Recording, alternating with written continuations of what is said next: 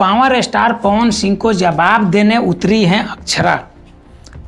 अब सीधे अक्षय कुमार के साथ भोजपुरी में मचाया धमाका। नमस्कार, मैं हूं संकेत कुमार और आप देख रहे हैं फिल्मी लहर।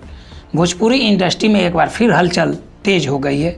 वजह बनी है अक्षरा सिंह और उनका नया भोजपुरी गाना घिस घिस, जिसमें उनके साथ नजर आ रहे हैं बॉलीवुड के सुपरस्टार अक्षय कुमार।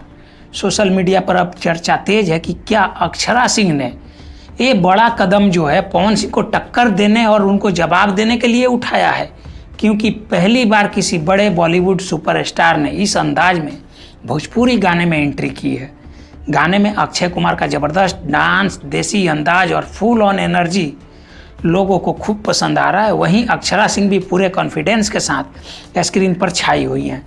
फैंस का कहना है कि भोजपुरी इंडस्ट्री में अब मुकाबला और भी दिलचस्प हो गया है। एक तरफ पवन सिंह का स्टारडम तो दूसरी तरफ अक्षरा सिंह का बॉलीवुड कनेक्शन। हालांकि कुछ लोग इसे सिर्फ प्रमोशन स्टंट बता रहे हैं, लेकिन इंटरनेट पर घिस घिस ने रिलीज होते ही धमाका मचा दिया है। अब देखना होगा कि ये गाना सिर्फ वायरल होता है या फिर भोजपुरी इंडस्ट्री की राजनीति में भी बड़ा असर छोड़ता है।